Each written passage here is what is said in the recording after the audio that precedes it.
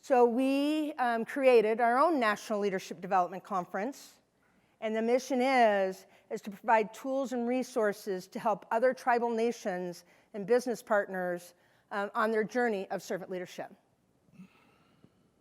And the power and the impact it has made has been just eye-opening. That's why I can go to bed at night and my heart is warm. Because I know we, as leaders, deliver every day, and now our partners, our friends, other tribal nations are growing and evolving also. We have just gotten word in the last few months where we've got 3 other tribes in the Midwest that have starting their own leadership conferences on servant leadership. And it's just so cool to know that we've helped make an impact so that they can thrive and help their 7 generations. That's what we're here for. We as leaders at the Mille Corporate Ventures are here to help others grow.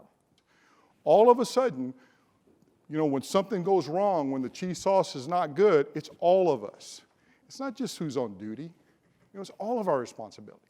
So we're trying to teach people, it's certainly not a soft way of leading. You know, I don't take anybody's livelihood, even the folks who were with us for 30 years who were just too self-serving.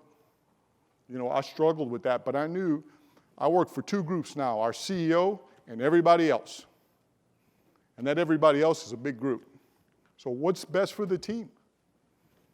And those are the questions we ask before we make decisions now.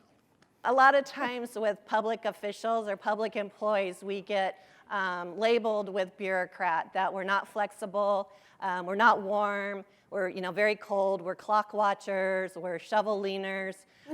We get all of these really bad reputations. And I was determined when I went to school and got a degree and a master's degree in public administration that my sole purpose on life, I felt, was truly I had to change that perception of what government workers were. That even if it killed me and I was not successful, I was going to try to change that image of public servants so that we were seen as a group of employees that cared about their community, that cared about their employees, that we were different than what was expected of us. There was 2 ways we measured it. One, and I already told you, one was the engagement survey. Guess what? Engagement went up. We looked at the questions like, my immediate manager blank. My immediate manager gives me the tools to do my job. My immediate manager treats me with respect. Those are actual survey questions. And we were able to measure that going up after and during our journey. The other way was, of course, retention. So our retention has improved, and even today, with I was talking to the folks from Boeing. We're having the same problem in some of your industries are, that the job market's pretty hot right now. And so people are leaving because they can go to another company and make more money. Our retention is actually at an all-time high right now, which is like, wow. I am the area president for BB&T-John Burnham Insurance Services. We are part of BB&T Insurance Holdings. We're the 5th largest insurance agency in the country. But I'm going to talk to you about San Diego. We have a great office in San Diego. I was hired a year and a half ago to be the area president. I was told I was hired for my leadership style, which is the servant leadership style. That wasn't always the case in my career. I wasn't always accepted for my leadership style, which I'll share a little bit later in my presentation. I'd like to talk next about the quote here for Simon Sinek.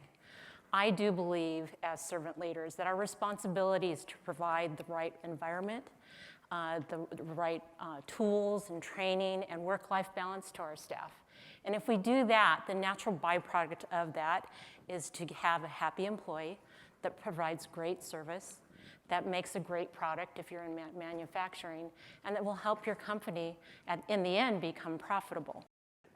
People in Kenya, there is that thirst, there is that need. They feel we need education. You know, sometimes Hot Brother gives me a book to go and sell, and you can see how people really, they want to buy them. They want to, like farm herbal. You know, I got it, and then leaders were buying them, and they want to read. Even if you just print some notes, and then you go and say, people, they want to learn. And they have told me that, Peter, I think it is enough. We don't need more workshops. We don't need more seminars. We need you now, bring us back to school and teach us. And we are in that process. My goal is to establish that school so that I can bring leaders. They take a 2-year program, a diploma course, and then that can give them credit to go to universities and big other colleges. The challenge that we are having, we are looking for people to stand with us and they tell us, I'm going to partner with you. I invite people to come to Kenya. I invited a friend who came to Kenya last summer when I was there, and he came and they did wonderful. We had a great workshop with the deputy governor and the wife of the governor, because the governor told his wife, you must go and learn from Peter about servant leadership. And that is what we were talking this morning about, family.